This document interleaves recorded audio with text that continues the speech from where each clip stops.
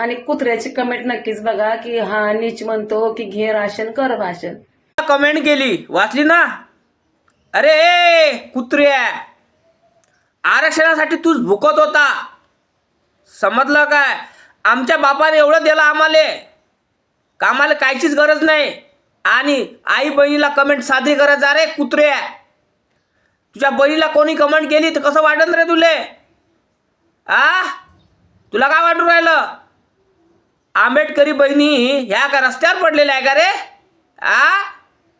Social media इज्जतीनं comment करत जाय आता, नाहीतर जातीवादीवर कमेंट करशील, भडकाऊ कमेंट करशील, ॲट्रॉसिटी लावल्याशिवाय राहणार नाही, समजलं काय?